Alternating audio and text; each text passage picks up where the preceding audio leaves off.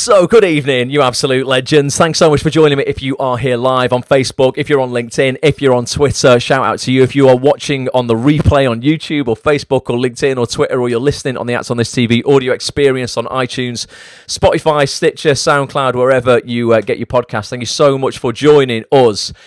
Before I went live there, I was just saying to everybody who is here tonight that I've not been live for the last 4 weeks, literally the whole of May.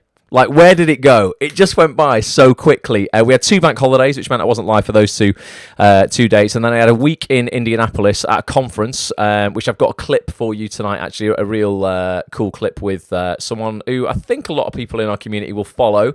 Maybe you'll listen to his podcast. You might have seen me put this out today, but I won't spoil the surprise for those who haven't seen it. I'm going to show you a clip of a little interview I did at that conference tonight. And then I was in Ireland shooting a BBC Three comedy called Wreck with producer Petch. Actually, producer on Acts on This, the guy who edits a lot of the videos. You'll know Petch as community manager. Me and Petch got employed together on a gig as a little duo on BBC Three comedy called Wreck, season 2 that will be out later this year. We did film some behind the scenes videos on that as well. You'll find them in the Facebook group.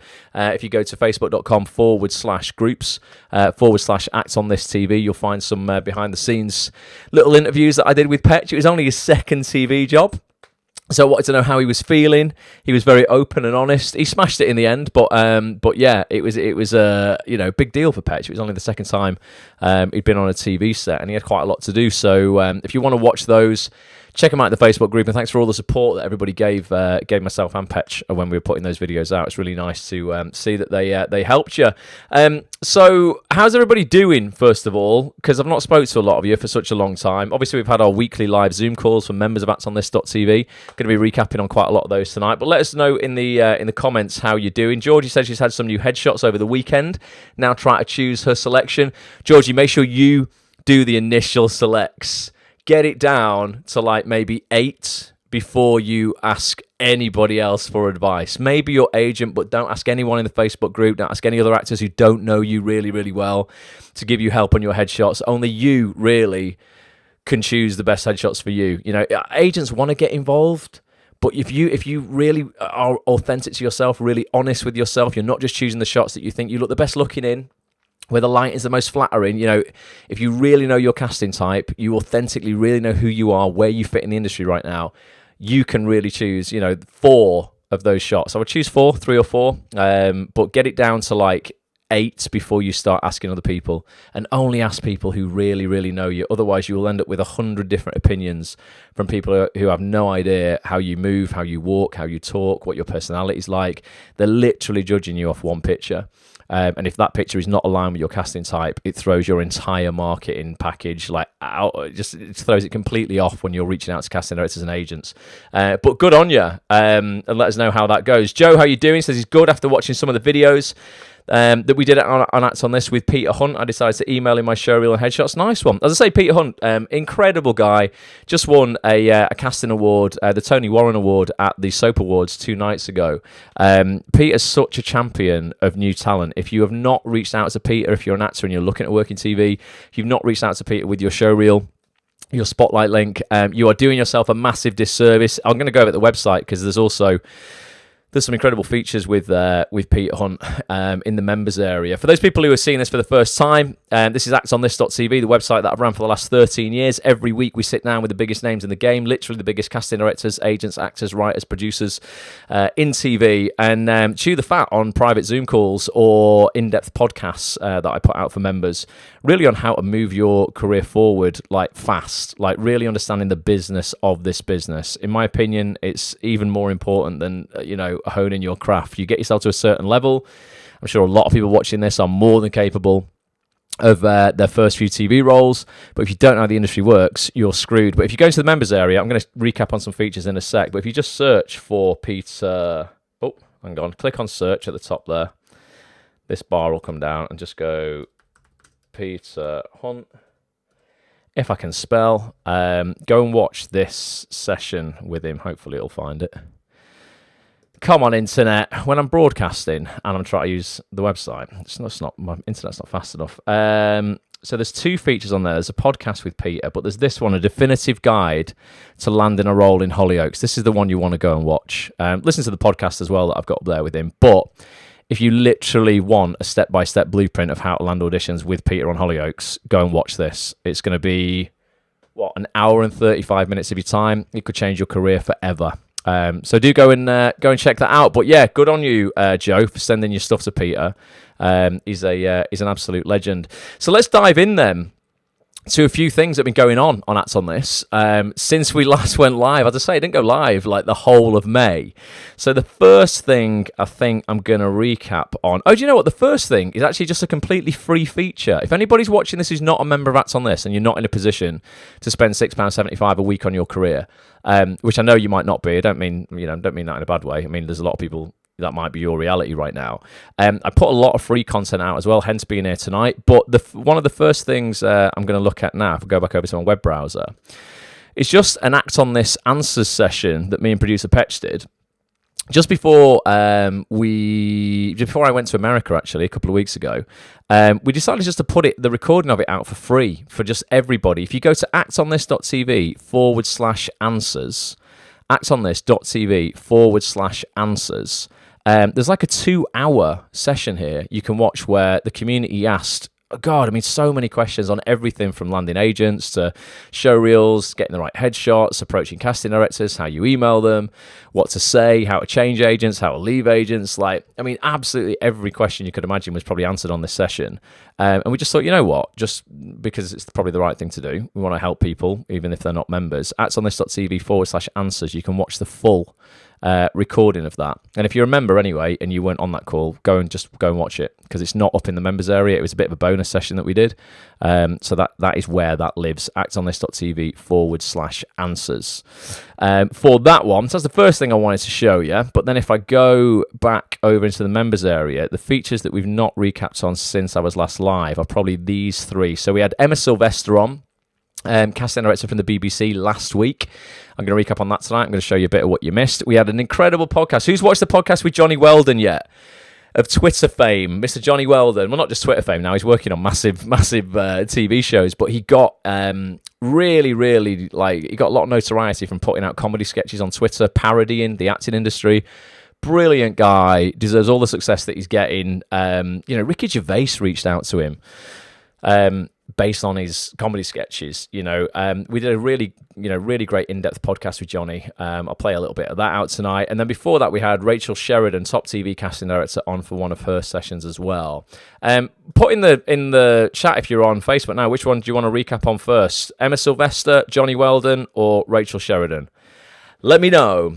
And you can drive the show tonight. Face is currently updating Spotlight in preparation for sharing her new reel. I know you sent me an email today, Faye. I'll check that out for you as well. Alex, good evening. How you doing, Emily?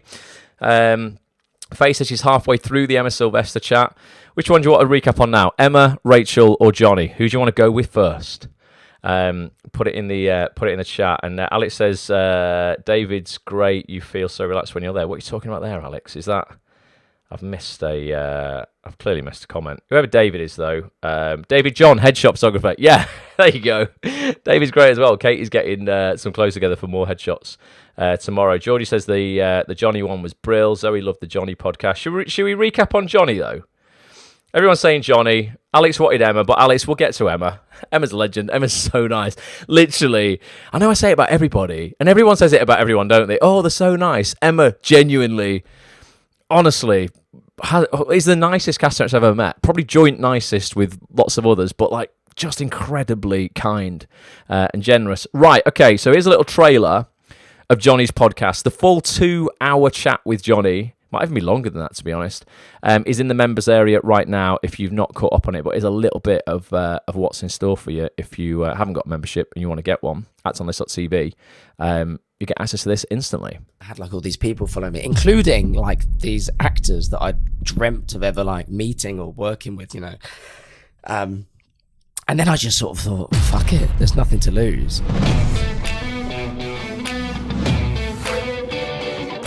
The good old Twitter sphere. This is what people are listening to this podcast for. At what point did you go, right, things might not be moving along as fast as I want them to. I'm going to take it into my own hands to start doing something different. And then you started turning the camera on yourself. How you doing? Nice to see you. I'd not really thought about it, like, until days before I decided to do the first one. The first video I ever made, I just sent to my mate for a laugh. He just said, you know, you should put this on Twitter. They got 677,000 views. I started to go to these auditions or self-tapes or whatever for the first time in my life with people knowing who I was. You know, you look at agents and you look at casting directors as these terrifying things that are big and beyond you. But all these casting directors that I wrote to were very happy to share 20 minutes. Tell me about the day Ricky Gervais ends up in your DMs. Not a typical day. Why do actors get so scared? They want, ironically, millions of people to watch them on TV, and yet they're afraid of 10 people on Twitter watching them and one person who they don't even know saying their shit. Don't be afraid of the haters, because they're going to be there. They're not going to stop. I tried not to be frightened of it because I thought I had nothing to lose. I didn't really tweet anyway, so I just thought, fuck it, I'll just put it out, and it was the best thing I ever did.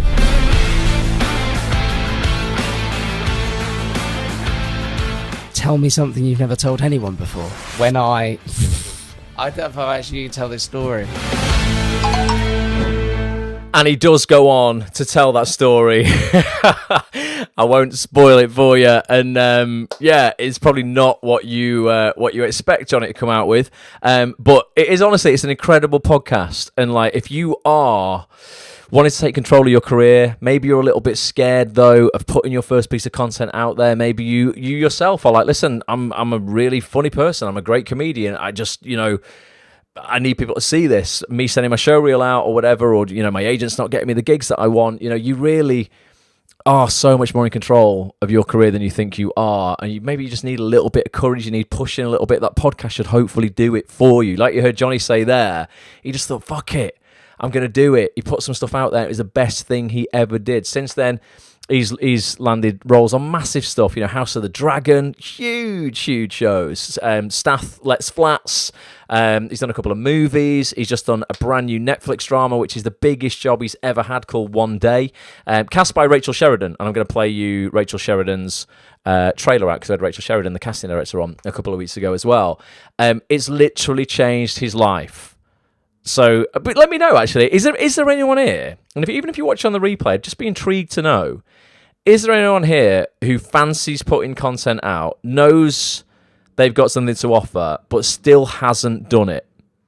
And maybe you've had an idea in your head that you've had for ages. You might have had it for years. You might have had an idea on the shelf, like for a sitcom or a web series, something that you're like, oh, you know what, I know this will be really, really good, but you've not done it. I just want to know why. Like, I asked Johnny there, like, why are people scared?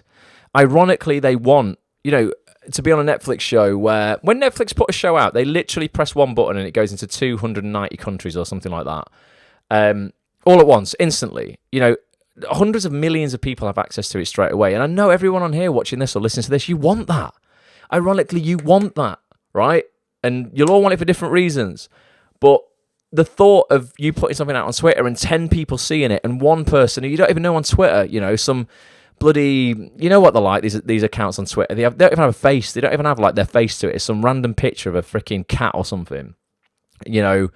Big Pants 76 and goes, oh, at Dave, oh, that's a bit shit. And everybody's just like, oh, I'm not doing it then. I'm not putting it out there. Because of what? Because of somebody who you don't even know criticizing you. I'd love to, sort of just push some people over the edge to just do it, Let me know if that is maybe you, and maybe just why you haven't done it. Maya says, yep. What is it you want to put out, Maya? Put in the chat. Indy, how you doing? Good to see you here, mate. Rico, how you doing? Good to see you here as well. He says, I've managed to get on one of these live sessions. You're here. Nice one, mate. Appreciate you being here. Oh, hang on. My internet. Why is my internet doing this? Bear with me 1 second. I'm going to go again. It happens this sometimes. Those people on the replay, this won't affect you. You'll be used to this. This happens at least once every couple of broadcasts. Come on, internet. It's coming back on any second. There you go. We should be coming back. I'm sorry, folks. Facebook is just a nightmare for doing this when you're streaming to multiple platforms. Come on. It's coming back. We should be green again now. There you go. I think I'm back in the game. I'm sorry about that. Technically, it happens sometimes. That it's when seems to be when I'm multi-streaming. Facebook just spits its dummy out when I'm streaming to Facebook and I'm going to Twitter and I'm going to LinkedIn at the same time. Facebook just goes, no, don't like it. I'm just going to cut you off. But I'm back now. So yeah, let me know who has, like I say, got that idea for something, and then they've just they've just not put it out there yet because of something. Some sort of fear that's stopping them. Katie says she's in the process of filming something with my kids, she says, who are also actors. We're halfway through filming stuff. Nice one. That's cool. Doing it as a family unit. Definitely. That's awesome. Faye wants to be cast in one day. It looks brilliant. Looks really, really good. Shanna says, it's all in our heads, like you say.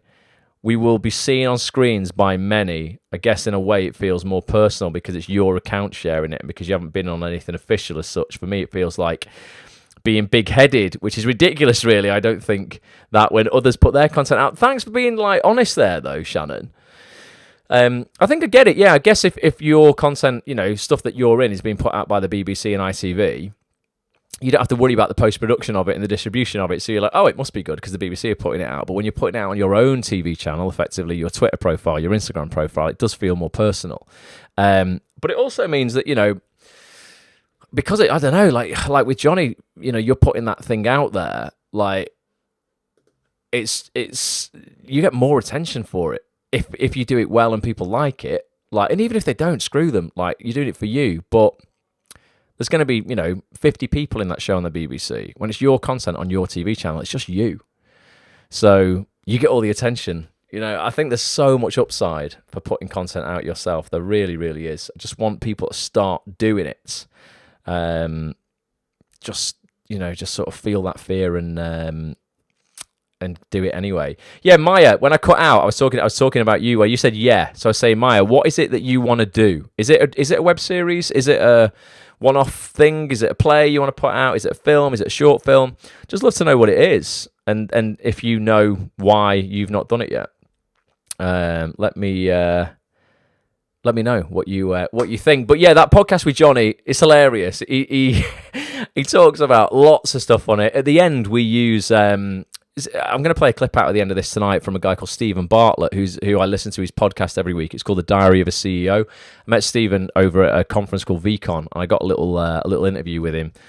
Super, super nice guy. I'm going to play that out in a little bit as well. But we use Stephen's what they call conversation cards on his podcast. He gets guests to ask the guest that's coming up a question. And the guest that's coming up doesn't know who's asked them that question, but he writes them down on this card. And then he actually published all of the questions in like a card pack. So I used them with Johnny. I got him to pick out a couple of questions, and I picked out a couple of questions. And they're really vulnerable questions as well about life. They go deep. And Johnny shared some stuff on his questions that I think you will laugh a lot at. Probably not the answers you expect him to give. But I would highly recommend you go and watch that podcast if you've not done it already. So that's the first little recap of what it's to do. The next feature we're going to look at, because I mentioned One Day, that's coming out on Netflix. That's cast by Rachel Sheridan. We had Rachel Sheridan on a couple of weeks ago for a private Zoom session. Again, if I go over to the members area, you will see it here. If you've not watched it already, go watch it or listen to the audio-only version of it. If you're not a member, you can get a trial, a 7-day trial to the membership, by the way. If you just go to actsonthis.tv/trial, you got till midnight tonight to get a £1 trial for 7 days. If you're here and you don't have a membership and you want to get access to all of this stuff for £1 for the next 7 days, then do that. Hour and 44 minutes of Rachel's casting process, how you get on her radar, how she casts her shows, how you nail self-tapes, how you nail auditions, how she works with agents. Johnny, we speak about Johnny in this as well, where how she found Johnny through his videos. Rachel would not have had a clue Johnny even existed if it wasn't for him putting the videos out. So again, really, really interesting. But yeah, I'll play a little mashup of this for you, of what you missed. And then we'll just pick out a couple of salient points just to talk about. So where's Rachel's mashup? Here you go. See you in a sec. Responsible for casting some huge TV hits like BAFTA-winning In My Skin, BAFTA-nominated comedy Big Boys, upcoming Netflix drama One Day, and upcoming BBC drama Men Up. It's casting director Rachel Sheridan back on Acts on This after 3 years. Rachel, how are you?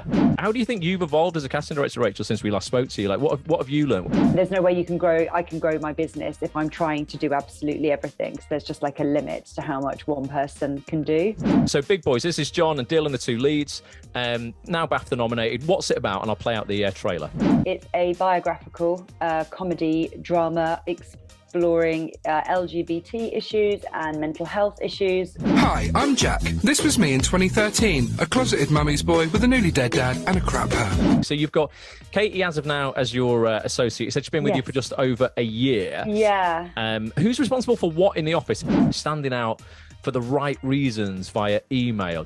If you know you have a regional accent, put that in the heading, because there could be an opportunity where someone's specifically looking for a regional accent. If I don't know, you have some particular skills. What do you think's screwing actors up the most right now who come in for an audition, do you reckon? And anything you've seen actors trip up with time and time again? A lot of them are very nervous when they come into the room now because they're not getting to be in the room enough. If you were an actor today, Rachel, like how would you, out of all the different options, how would you get on your casting radar? What's your advice to actually stepping up and sort of getting called in to do a self-tape? If somebody emails me and they're telling me another casting director thought they were great, that does catch my attention. At what point might you look at their introduction email when you're casting something? So would it be, say you've got something that's like a couple of lines. When I'm looking at those emails, it's not necessarily just for like a 2-line part. If anything, it's probably for something a bit juicier. We're all on a journey and nobody at any point has all the answers. You're there doing your job and being as conscientious as possible and showing up as much as possible, and that's also what we're doing.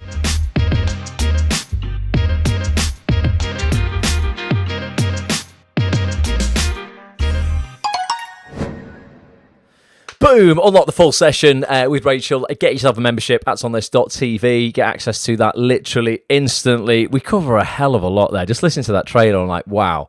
And you can see, I ask Rachel, and I do this every single week as best as I can, like really sort of, just blunt questions. Like, listen, if you were an actor, how would you get on your casting radar right now? Like, how would you get an audition from yourself right now? And yeah, she gives some really, really interesting answers there.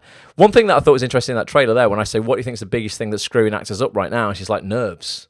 Because people are coming back into the room now for the first time in quite a while. Who's still not had an in-person casting since we were all thrown into lockdown, and then it seems to have been self-tapes ever since. And Di says I sound so flipping posh. I'm not really. Di, you got a lovely voice. That was Di asking one of the questions on that trailer there. Yeah, who's still not been in the room, and who's still maybe, if they're honest, a little bit nervous about going back into the room? Alex says me. I've only been in the room twice, this year. I've done lots of self tapes. There's been to a lot of read-throughs in the room. It's quite interesting. People are still really nervous in read-throughs once they've got the job. When you go to a read-through, you've got the TV job, but people are still really nervous about screwing up at a read-through, which is bizarre because it's just not been like around people very much when it comes to performing. Di says all self-tapes. Faye prefers self-tapes. What do you think about... I saw this article. I'm probably going to get cancelled for this. Just got to say my truth, though. I saw an article absolutely, like, what would be the word? Lambasting self-tapes. Proper kicking off. I can't remember what it was in, Variety or something, where there's a group of actors in the UK who are, like, proper kicking off about self-tapes. And I just couldn't get on board with any of it. I understand they're frustrating sometimes when you get a self-tape and it's last minute. Or you've got to find a reader and, maybe you don't have, great kit and stuff like that. But I'm like, listen, this is just the industry you're in. Like, you can't have everything handed to you on a plate. It doesn't work like that. Life is not like that. The industry you're in evolves as it would do if you were in any profession whatsoever. I'm sure plumbers don't have the same tools that they had, 20 years ago. I'm sure they've had to go out and invest in new, I don't know what tools you have. Like, I don't know. I'm trying to think of any tools. A new spanner, and they're not cheap, right? I'm sure doctors, have had to go out and invest in new kit. I don't know, maybe stethoscopes have evolved, and I don't know, there's different technology and stuff like that, but we're no different. I think a lot of actors, for some reason, think that they are, and that this industry has to be just like really easy and, make it really simple for everybody. It's just, life ain't like that. You're just going to be disappointed if that's the way that you think it is. And I think self-tapes have really leveled the game and brought so much positivity into the industry, because it used to be a case whereas when I worked in casting, you were casting a role for, I don't know, a small part. It had 10 lines. You could see a maximum of like 5 people for that in a day if you were casting down at Spotlight, because you'd have all the other roles to cast in that show as well. Now, a self-tape, you can send that out to 20 people around the country, 30 people in different parts of the country. People are getting opportunities they would never have had before. And all it requires of you is to turn your phone on yourself, use daylight if you have to, and you don't have any kit for lighting, and just shoot against a plain wall. And if you don't have a plain wall, hang a bed sheet up against the wall. It's like, with some drawing pins. People want to complain about everything because it's like, it's not perfect. It'd be way less perfect if, you had to go in the room, and to get that 10-line part, you had to get on a train, spend 130 quid going down to London, and you get like 2 minutes in the room and you screw it up.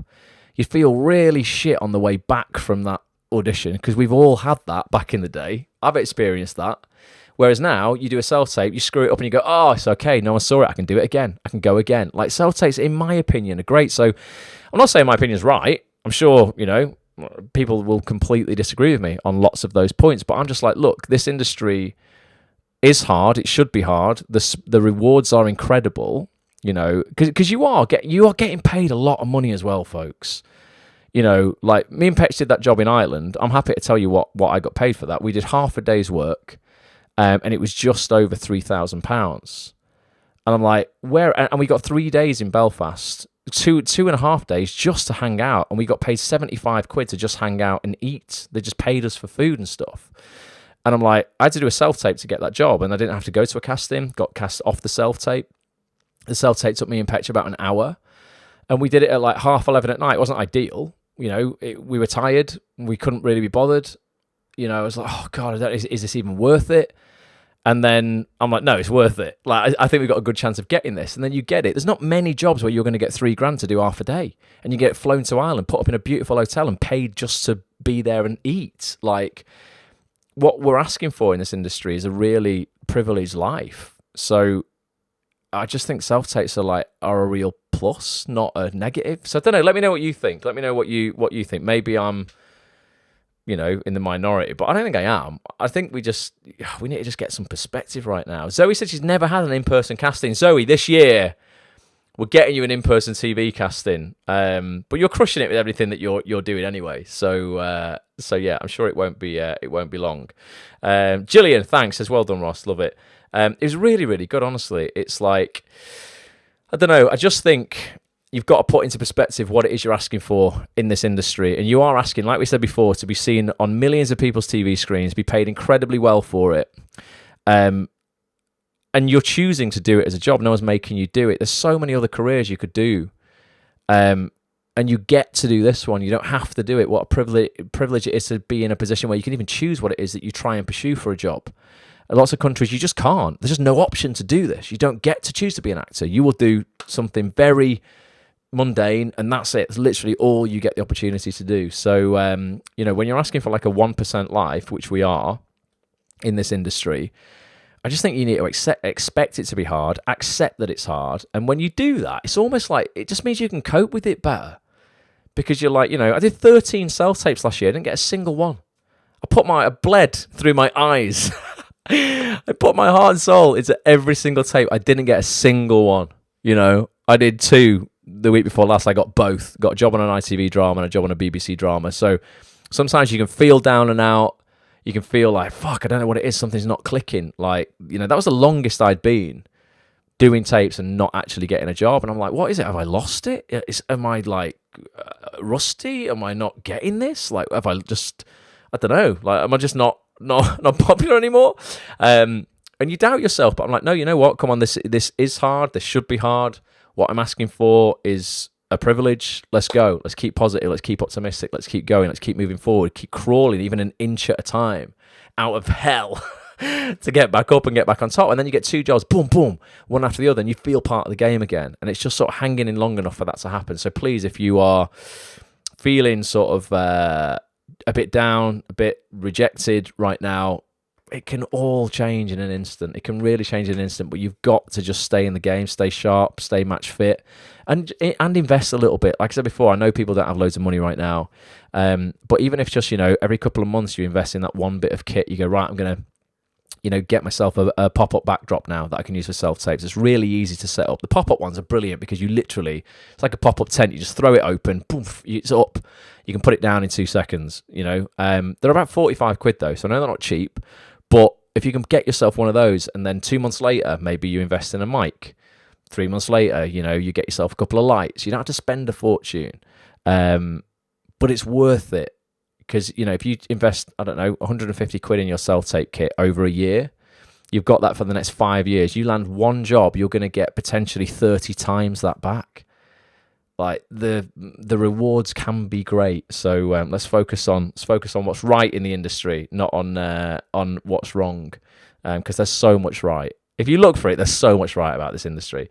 Dominic says the latest commercial I got was from a self-tape when I was at my parents' house and had to improvise with what I had. There you go, honestly. And casting directors don't mind, like I say, if you just have to shoot with daylight with your phone, or if you have to wait for daylight, if you get the tape at night and it has to be in by 10 the next morning, then there is nothing wrong with messaging your agent and messaging that casting director and say, I'm sorry, it's going to have to be in by 11 because, I'm not filming it at night because I've got no decent lighting. I'm going to start filming it tomorrow. I don't want to be rushing it. I'm going to film this, 9 till 10. I'll have it over with you by 11.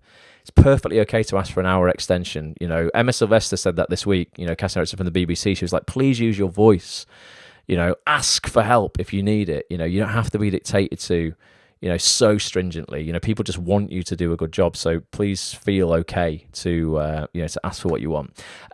So that's Rachel Sheridan's. That is in the members area for you right now if you've not seen it already. Talking about Emma, let's crack on with having a little recap on Emma's session. So if I go back over to the website, those people on the audio experience, you won't see this, but I'm just on the members area on actonthis.tv. You'll see this at the very top here. It says our latest 5 features. This is the session with Emma Sylvester. Emma casts right now Father Brown for the BBC. She also casts from time to time Casualty, Doctors as well. And honest to God, is literally just the nicest person you could ever meet in your life. She's so open to actors reaching out to her, to the point where you'll probably hear it in this trailer. She says, please write to me. Please send me your stuff. She gave her email address out at the end of this session. I made her give it out at the end because I thought if we give it out at the beginning, none of you will watch it. You'll just jump on and just email her straight away. Please watch the whole session because you'll know how to email her properly. You know how to give her the information that she needs. You know how to solve her casting problems, give her some solutions. You're going to stand a much higher chance of getting that email right and actually getting an audition from Emma if you watch the whole session. It's only a couple of hours long. Put some earphones in, go and walk in the sunshine tomorrow. This, again, could change your career, could change your life if you act on it. Why we call Act on This. So it's just a little bit of what you miss with Emma, but you'll see she's just so bloody lovely. In-house BBC casting director, literally casting Father Brown as we speak, is the wonderful Emma Sylvester back on Act on This after almost 2 years. Who is Emma Sylvester? Gosh, what a question. So I started out as an actor myself. But 8 years ago, friends of mine were like, you're an actor. You must know loads of actors. Can you get us some actors for this music video? And I was like, yeah, cool. Like, I'm totally up for that. What I love about working for the BBC and working on the shows is, being able to give people their first television credit. John Cannon and Liv Barr at EastEnders, Rochelle and Stephen at Doctors. Emma's working on Father Brown right now. Gemma and Roland are working on Casualty. Father Brown then. So we're going to dive into this a little bit. Perhaps there is another way. 701 roles have been cast in Father Brown. So take us through your casting process for the show right now. Like, where do you start? Our ideas list comes from us knowing talent. Please write. Please write. I really do genuinely mean it. It's expected. Don't feel passive in this process and think, I'm not going to write because I'm probably going to waste the time and I'm just probably going to find it really annoying. I find it really useful. What are the biggest pitfalls you're seeing that we can avoid?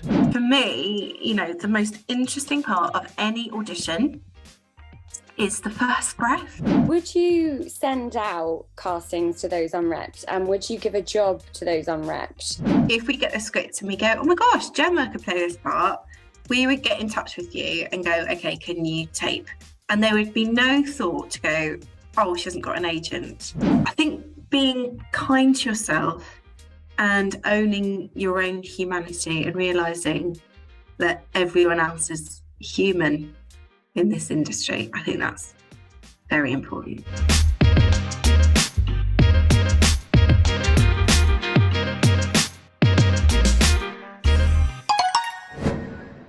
Once again, you can unlock the full 2-hour session with Emma if you get yourself a membership to Act On This, actonthis.tv. Seriously, it'd be the best thing you ever do for your acting career. You get to sit down every single week with people like Emma, just the people who literally run this industry, and we just tell it exactly how it is. Thanks to everybody, by the way, who's a member who has left the review over on Trustpilot as well. I just want to keep saying thank you because they blow me away. I think there's about 178 people who have given a 5-star review on Trustpilot, and so many people have said they've learned more having a membership to Act On This in 3 months than they learned on their 3-year drama school degree that cost them £50,000. So if you want to spend, what would 3 months membership be? It'd be about 75 quid. Compared to 55,000. So if you want, I tell you what, some drama school degree should be illegal. I know that's I'll probably get cancelled. It's a hot topic, but I'm like, I can't understand how it is legal to allow kids, because they are kids. When I left drama school, I was a kid. I was like 22. And I left with 15 grand's worth of debt because that's what it was back then. The same course now is 55,800 at the same drama school. That should be illegal. Who should allow a child still, effectively, maybe not quite a child, but you're still young, aren't you? Even if you're not, 55 grand's worth of debt from a drama school degree that doesn't even teach you about the business of the business, that basically just gives you a bit of Brecht, a bit of Shakespeare, and then just throws you to the lions. I'm like, I need to get into drama schools and just change the game for people with give everyone an Act On This membership. But yeah, that session with Emma there, incredible. And like she said there, please write to her. Please write to her. She is so up for giving people their first TV role. Who was it on in the comments here who just said Father Brown is on their bucket list? Who was that? Because we've got to get you an audition with Emma, whoever that was. Who is it? I've missed the comment. Where's it gone? Di. Was it Di? Is it you? Saying Father Brown's on you adore Father Brown's on your bucket list. Have you, Di, I'm going to hold you accountable now. Have you written to Emma since we had her on last week?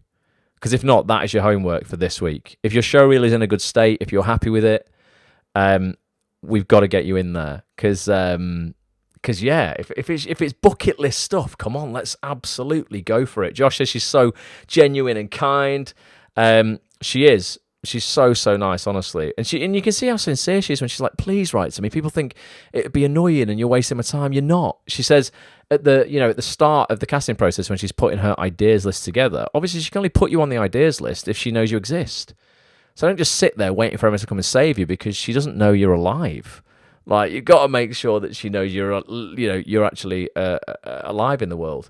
Judith says, I've done loads of self-tapes, no joy, but I do them, forget them, and on to the next. Good attitude, Judith. I only need one to get right. Yeah, honestly, and sooner or later someone is going to say, yes, I'm not going away. Good attitude, Judith. No, honestly, I felt like that last year. I was like, what's going on?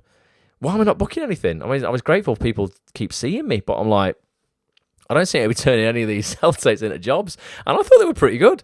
I thought it was all right. I've never submitted a tape that I thought was bad because I wouldn't submit it. But sometimes you just go through periods like that. That was the first full year. I did loads of voiceover, thank God. But that was the first full year in how many years? Since like 2010, in 13 years, where I didn't do multiple TV jobs in a year. I didn't do a single one last year. I did lots of animation and voice acting for cartoons, but nothing actually in vision. And I thought, I'm going mental. But then you go, they're like buses, you know, two jobs in a week, the week before last. So you just never know. You just got to hang in there. And Georgia loves Father Brown as well. Got to get yourself in there. Emma Cassett at the moment, she's working 3 days a week. I think she's doing Wednesday, Thursday, Friday. So this week, get yourself an email sent over. If you watch that session, you'll get Emma's email at the end of it. Or if you're an annual member of Acts on This.tv, you've got access to our Ultimate Contacts database. Emma's email address is in there, as well as everyone from the BBC. You see on in that trailer, we had a slide up talking about the different different departments. Those people who are casting EastEnders, those who are casting Doctors, those who are casting Casualty, and then Emma's on Father Brown right now as well. But yeah, come on, let's make some strides. Shannon says, when I did a practice one-to-one with Emma, I was super nervous, even though it was a practice, but she really eased me into it and gave me amazing feedback. Low-key teared up. Yeah. She says, no, honestly, she's lovely. She's so nice. She's so nice. So yeah, make sure you get your stuff out to Emma. So what else have we got to recap on tonight? So we've looked at Johnny's podcast. We've looked at Rachel Sheridan's Zoom. We've looked at the Acts on This Answers session. Don't forget, that's completely free. Even if you're not a member, go to actsonthis.tv/answers for the full replay of a huge Q&A that we normally do once a quarter. You can get the latest one for free there. And then we just looked at Emma's session there. If you want to get access to the full versions of all of that we've seen tonight, and you're not a member yet, actsonthis.tv/trial. Till midnight tonight, you can get yourself a £1 trial for 7 days access. You can join us this Thursday night with Mr. Chris Stone, the best showreel producer in the UK, in my opinion. He's going to be doing showreel surgery with us, so we're going to go through 5 members' showreels live. We're going to be giving out, as much positive, feedback as possible to get them in, really, really good shape. So if you can join that session as well, if you get a trial membership, you can even join that. And then the week after, we've got Johnny Boutwood coming back on, incredible casting director, who's just cast Stephen Graham's latest project, Boiling Point, directed by Phil Barantini, who we've had on Acts on This before. Had Stephen on Acts on This before as well. But Johnny Boutwood has left Shaheen Baig's office, another amazing casting director. He was working as a co-casting director with Shaheen, and now he's left. He's set up on his own, set up Johnny Boutwood Casting. He's going to be with us the week after next. We've got an incredible director coming to do a podcast who I work with on ITV's After the Flood, a guy called Az. That podcast is going to be dropping probably the week after Johnny has been on. We just got loads of stuff coming up. Never been a better time to get involved in this community, so keep an eye out on what's going on.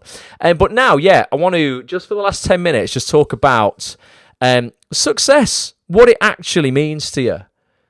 Because it's different for everybody. There's no right or wrong answer. And I'm just intrigued because when I was out in America, I met Stephen Bartlett. I've loved this guy's work for years. I've followed his stuff since, seems like forever, since probably like 2015, 2016. He initially started out in business as a entrepreneur around social media. He set up a social media agency called Social Chain, and long story short, he went on to sell that company. I think it was about 200 million that it sold for, and I think it was about 27 or something like that when he sold it. Since gone on to be a dragon on Dragon's Den. He set up multiple companies since, and he was speaking at this event that I was at in Indianapolis. And he's a lovely guy. I'd emailed him quite a few times over the years. He's always emailed back. And I just caught him for literally 5 minutes when I was at the event. I was like, Stephen, let's just get a little mini interview going on. And I gave him his own conversation cards that I spoke about before. These are the cards that he uses in his podcast, The Diary of a CEO. I got him to choose one and answer it. And the question was, what does success mean to you? It was asked by a guy called James Smith, a brilliant PT, who Stephen's had on his podcast twice. And Stephen breaks the answer down into 5 parts. So I'm going to play it out in a minute. But just before I do that, just get thinking. I'd just love to know what success actually is for you. Like what does it mean for you? It's different for every single person. Once I play this video out, I'll explain a little bit about what it means to me. And it can change.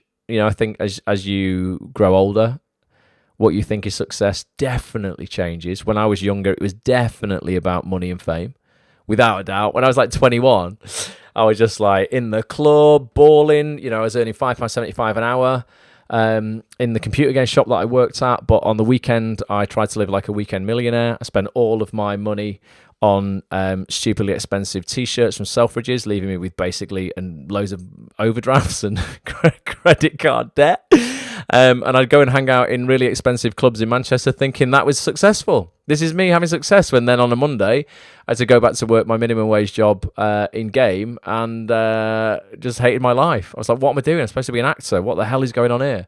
And then as you get older, it changes, and it's no longer about those things, those superficial things, you know, all the bling, all the materialistic shit. I imagine, I've not got kids yet, but I imagine when you have children, your definition of success changes as well, because maybe you just want to be the best parent you can be. So I'd love to know what your definition of success is, and I'm just going to play out Steve's answer. I thought it was quite interesting. Let's have a look. Here it is. Check it out. Acts on this TV Nation, still at VCon 2023. Stephen Bartlett in the house. I'm loving it. We've got some conversation cards, Diary of a CEO conversation cards. Matt Hall is on hand. We need you to choose one, Steve, and we're just throwing it back on you now. James Smith, what a legend. He's been on 2 times now. And the question is, what is your definition of success? Oh, okay. Which is really interesting because it has evolved as I've evolved and I've matured and understood life a little bit better. 5 pillars to success in my professional context. So the first is, if I am challenged. Yep. That's really, really important because motivation psychologists know that if something's too easy, you lose motivation. Yep. If something's too difficult, you lose motivation as well. If something is incrementally challenging, you'll stay motivated and engaged. So the first point is something has to be challenging me professionally. The second, which people don't often realize, is autonomy. Now, autonomy is important for your psychological engagement, but it's actually really important for your health. You need to have a high degree of control in your work. When people don't have a high degree of control, they get sick, they have a higher chance of getting cardiac issues and higher blood pressure and all these things. 3 was progress principle. When Harvard Business Review interviewed everybody, tens of thousands of people, and asked them what their most enjoyable day was in work, they all indicate that it's a day when they had a sense of progress in their job.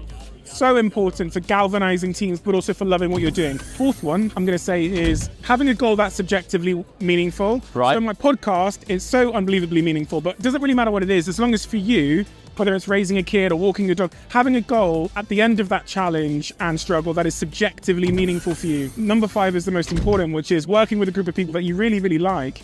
And then a job is amazing. So that's what success is for me. And in everything I'm doing, whether it's the podcast or my companies or my fund, it's those 5 principles: worthwhile goals, challenge, sense of forward motion, working with people I love, and having a high degree of control. That's what success is for me.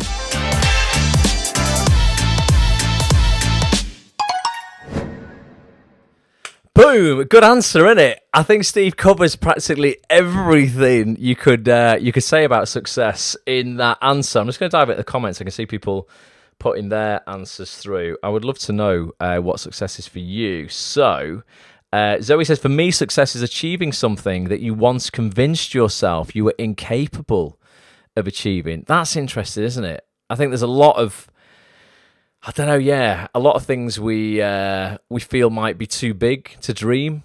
And then, you know, if you go after those, though, and you achieve, or maybe for people out here right now, like the thought of your first TV role is scary and might seem too big. And I guarantee you, if you keep going, you work on your craft, you understand the business, you implement everything we talk about and Acts on This, it's literally just a matter of time for you. Hundreds of people have got their first TV roles who have been part of the Acts on This membership.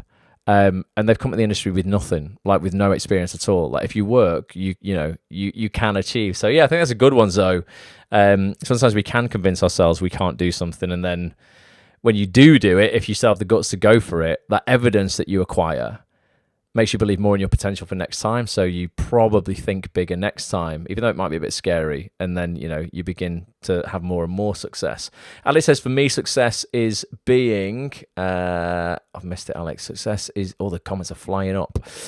Oh, they're all flying up. Success is being happy with what you do for a living and being able to live comfortably with what you earn from that. Yeah, I think that's separating, isn't it? That's separating material bling and actually understanding what, that's not actually going to make you happy. I mean, there's a difference between you have to pay your rent. That's not being materialistic. Going, I need a house, I need a roof over my head. You need to have the basics. But yeah, above and beyond that, it depends on how fancy you are. And a lot of people we know, because I've done this myself when I was younger. When I spoke about those t-shirts before, We want to spend money we don't have on things that we don't need to impress people we don't even like, because we think for some reason it's going to make us more worthy or more accepted or part of a crowd, and like, you know, we're popular or whatever. A lot of people would, I think, be happy and would have more money if they were less fancy. So it's a good one, Alex. I like that. Michael says, success to me is striving towards and achieving a meaningful goal. That's similar to what Stephen said there about making progress. I feel that for me is a huge component of success. Really, I'm going to talk about something else I think is the biggest component of success for me in a minute, but feeling like I'm making progress, no matter how slowly, it's absolutely imperative. You know, when you have those days, you'll have a day where you're like, fuck, I've been so productive today, where you just feel on fire. You just get through that to-do list, you get through everything. You know, you break the back on a project you've been putting off for a while because it was scary and it seemed difficult to start. And you're like, wow, nailed it. It was difficult, but I'm so glad I did it. I love days like that where you feel you're making meaningful progress. So I agree with you there, Michael. James says, success, the day my dad stops asking if I've got a real job yet. Mate, we've all got a family member who has asked us that again and again and again. For me, it's my brother. He stopped saying it now. It took 11 years, and then I started earning more money than him. So you will get there at some point, dude, but yeah, that is something I relate to so much. Yeah, when you're gonna get a real job. He'd phone me up. My brother was quite successful, is successful, and he would often phone me up throughout my entire 20s. I'm my 30s. I'm 41 this year. It's taken a while. It's been a crazy journey. But he would phone me up, and it was like something off the In-Betweeners or something like that. He'd be like, all right, dickhead. Well, he'd be phoning from the city, like Canary Wharf or something. He's just done a deal in, like, you know, finance. He's like, when are you getting a real job? Like, mate, like, I felt, you know, I don't know, I felt confident it was going to work at some point, but there was still the insecurity within me that's like, oh, God, I'm still living at home. I've got a minimum wage job. What's going on? But I just believe, man. I just got to keep believing. And working, you can't believe and not work. You've still got to hustle your ass off, bleed out your eyes, accept, like I said before, that it's hard. But soon those questions stop. Eventually those questions stop, I should say. And then I'm sure your dad's super proud of you already, man. And I'm sure that, you know, he's probably telling all of his mates when you get any acting job. But yeah, I think I've spoken to lots of actors. Remember George Bukhari saying this. George Bukhari, you'll know from The A Word, from what's he just been in recently? The police drama. I can't remember the name of it. Ordinary Lives. Great actor, George. And he was saying he had to actually lie to his dad what degree he was doing at uni. He told his dad he was doing business, and really he was doing drama. He was doing an acting degree. Same degree that I did, actually, at the same university. It was a couple of years below me, I think, George. And yeah, he knew he couldn't tell his dad he was doing that. But then the second he got a TV job, his dad just couldn't stop shouting from the rooftops about it. So it's like, they just want to protect you. They just want to just keep you safe. But yeah, that's a funny one. And he says, it's just being able to do a job I enjoy without needing to take jobs I don't. Yeah, there's always, you know what, there's always going to be moments where you're like, look, I've got up today, and if I ask myself the question, if I could do anything, is this a thing I'd be doing? There's always going to be days where it's like, no. You know, there'll be weeks where it's no, and there'll be months where it's no. But ideally, you just don't want to go on for years and years and years where the answer to that is no. But everyone, you'll get there, man. You keep hustling, you'll get there. Dominic says, success for me is enjoying the journey I'm on whilst I'm moving up the next rung on the ladder. Shannon says, yeah, giving yourself challenges keeps you occupied. Even if it's everyday things, it keeps you, or at least helps keep you from thinking too much negative because your mind is focused on the challenge. Completely agree with that. Georgie says, success is feeling complete and utter happiness in what you are doing and feeling, oh, you might have hit enter too soon there. I think you mean accomplished. It says accomplo. I think it's accomplished though, Georgie. I completely agree. And Julie says, having the financial freedom now to follow the acting dream. Since retiring, I can afford to become an actor, and the challenge is an exciting path to follow. Absolutely. And you know what? For me, I just think I'd say honestly, this is just the biggest thing for me. Success is just appreciating that health is the real wealth.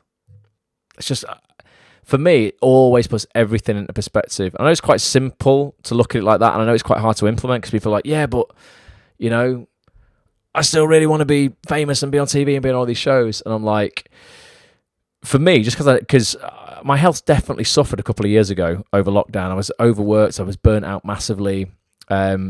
Really felt like shit, if I'm honest with you. I was just working every hour God sent, and I was stressed as hell. And it was the first time in my life where I didn't feel invincible health-wise. You know, like, it's the first time I actually realised I was getting a bit older. You know, I was in my late 30s at that point. And before that, I'd never felt like I was getting old. Never felt like anything but I'm, I work out every day. I'm on it. I don't need to sleep very much. I was getting 6 hours sleep. That's more than enough. And I just felt like absolute shit. And now I've really got on top of my health and I feel the best that I felt in years.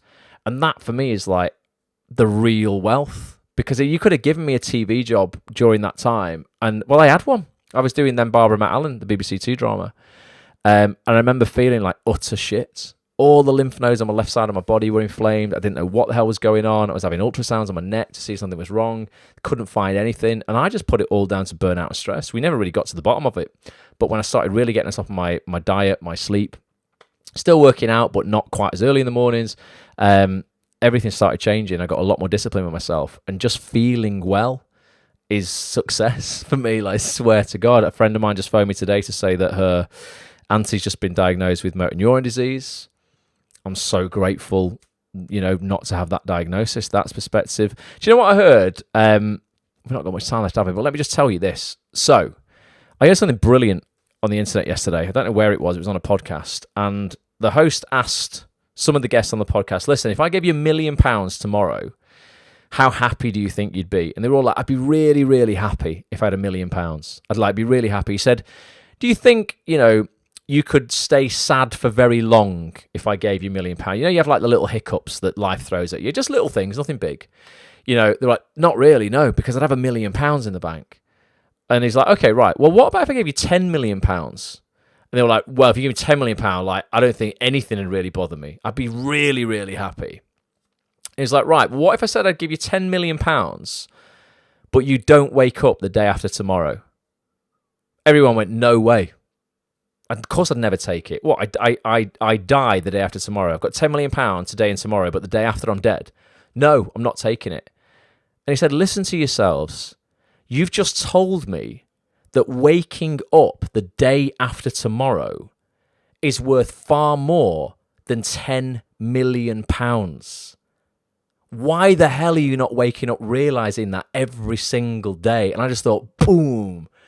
Proper mic drop moment, because I've just not really looked at it like that before. If waking up the day after tomorrow is worth more than £10 million to everybody watching this broadcast, listening to this broadcast right now, why do we not have that attitude when we wake up on Wednesday morning this week? Are you going to wake up on Wednesday morning this week grateful, more grateful than if you had £10 million in the bank? In the position that you are in now, just able to at least play this game of life moving forward. And it's just that perspective, I think, that is success as well. It's just appreciating that, your health, having the opportunity to play, having the opportunity to engage in this industry, regardless of where you're at in it. That is such a privilege that 151,000 people lost today. 151,000 people who woke up yesterday statistically did not wake up this morning. Maybe even more with the wars that are going on in the world right now as well. So it's that kind of perspective that always sort of brings me back if I'm feeling a little bit sorry for myself. Brian, he says, love the motivation / control stuff. Sometimes it does help. Sometimes it does feel so hard, and then you get demotivated, so you need to shrink back to find your control again in order to get more motivation to keep going. Currently going through that myself at the moment, so can relate. Yeah, so in terms of like having, so that's what Stephen talks there in point 2 about autonomy. I think a lot of actors feel they don't have autonomy in their career because their success is based on luck and powerful other people giving them an opportunity. But like we saw with Johnny Weldon tonight when I played that trailer out and what he's done, creating his own work, putting himself out there, he was in control of that. So sometimes, you've got to come back to the smaller things and go, what am I in control of? You're never really in control of the outcome in this industry or life, but you are absolutely always control of your output into the world. What you decide to do today, tomorrow, who you decide to email, what you decide to shoot on your own volition, whether you tape or you don't tape, whether you write to that agent or you don't write, whether you put that tweet out or you don't put that tweet out. You are in control of a lot, even if you don't think you are. So yeah, I think coming back to that stuff can really help. Right, what else? I'm not getting any. You're getting some sound issues, Alex. It says it's fine my end. I've got a green signal. So hopefully, yeah, that's all good. Indy says my biggest success is finishing a packet of Haribos. Indy, good success, mate. I love that. But you know what? Sometimes just enjoying your life is success, dude. So good on you. Sometimes you just got to eat the Haribos. When I lost out on the biggest audition of my life, mate, I phoned Daniel Edwards, and he said just eat a bag of Haribo. Just eat a bag of Haribo, and then just get on with it tomorrow. It's fine for me this end. A couple of people are having audio issues, but I'm not seeing any issues here whatsoever. So hopefully, Georgie said it's all good for her at the moment, sound-wise. Nice one. Right, well, it's gone 10 o'clock already. Bloody hell. Just to finish then, let me just go over to my web browser again, just to remind people what is going on. If you are a member of Acts on This, I'll just click. In fact, I don't need to do that, do I? I can show you this, actually, because there's no links here yet. This Thursday night, 7:30 p.m, Showreel Surgery Live with top showreel producer Chris Stone. I'm going to be putting a form out via email, a Google form via email. You'll all get it if you're members of actsonthis.tv. It'll also be in the Facebook group as well. If you want to throw your reel in the mix so that it might be critiqued by Chris on Thursday night, fill that form in. Your reel has to be on YouTube or Vimeo. Can't be on any other platform because I can rip it off YouTube and I can rip it off Vimeo. Don't send your Spotlight link. I can't get it off Spotlight. But yeah, get your form filled in when I send it out. We pick 5 at random. And hopefully yours will get chosen. Even if it doesn't, you'll learn so much on Thursday night's call. You'll get to see what other people are sending out, how your reel stacks up to their reels, what they're sending to casting directors. It's a real good barometer for sort of like where you're at in your career and whether your stuff stacks up or not, or whether you need to tweak your reel, do a little bit more work, shoot some more stuff. Really, really valuable session. There's already recordings of the previous showreel surgeries that we've done this year in the members area if you want to check one of those out before Thursday, but brand new one this Thursday night, 7:30 p.m. If you want to be there for just £1, you've never had a membership before, actsonthis.tv/trial. Go get your £1 trial for 7 days. You can cancel within that 7 days and you won't pay anything again. But I know you won't want to. You'll want to stay, hopefully, forever. Become part of the crew, part of the most positive acting community I've ever known on earth. Genuinely mean that. Bloody genuinely mean that. Talking about those reviews before, if anybody is a premium member and you would be happy to leave me a review on Trustpilot, if you email me, ross@actsonthis.tv, I will send you like a verified personal link so that when you do that, the review shows as a verified, like legitimate review. On Trustpilot, it'd mean the world if you would do that for me, if you'd be happy to do that. Say nice things. That'd be great. I'll just try to get as many Trustpilot reviews as possible because I like Trustpilot. I don't know about you, but if I'm going to buy something from a company or something like that, I like to read reviews, and I think Trustpilot's the most sort of legit platform for that. So yeah, if you're a member of Acts on This and you would be happy to leave a review, send me an email, ross@actsonthis.tv, and I will drop you a link through. That would be amazing. And thank you so much to those people who have already left me a review. That's awesome. Let's have a look. Anything else? Oh, Alex, you're asking about when I'm going to post the video with Gary V. So yeah, when I was with Stephen Bartlett there, I actually got a video with a guy called Gary Vaynerchuk as well. Again, just a short video, only like 3 minutes long or something like that. And I asked Gary's one of the most successful businessmen in the world. And I asked him if he was an actor, where would he be spending his time right now and what would he be doing to get attention and ultimately have success in his career that didn't involve getting a yes from a casting director. His answer was great. His answer was really, really great. So I'm gonna edit that video this week as well, and I'll probably put that out later this week, Alex, as well. But yeah, love Gary, love Steve, both awesome, brilliant people. And they're just so kind to just give us that time. I was just like, Gary, will you do a little video with me? I was like, Steve, will you do a video with me? Steve gave me so much time. There was a lot more than that video that we shot there. But we got kicked out. I couldn't use it in the end because security, Steve gave me so much of his time. Security kicked us out of the stadium because they were getting ready for a concert with Jordan Sparks that night. They had to do a sound check. So we got kicked out. Otherwise, I could have used more of the footage we shot, but we got interrupted. Steve didn't finish the answer because security booted us out. I was like, do you know who he is? He could buy this stadium. give him a few more minutes. But they booted us out. But yeah, both brilliant people. But I'll put that video out with Gary later this week. Right, gonna love you and leave you guys. It's nearly 10:10, but hopefully you can join us Thursday night. Thanks for being here. These broadcasts that I'm doing on Facebook are back now every Monday. Literally had a month off. Never done that before, just because of those bank holidays and being away filming. But we'll be back every Monday from here on out. So keep your eyes and ears peeled for more. And I'm going to play this. I'll play this little bit of footage from Stephen again for those people who might have just joined now and didn't see it initially. Again, if you're watching on the replay, leave me in the comments if you're on Facebook your definition of success. I just love to know what it is for people. And there's no right answer.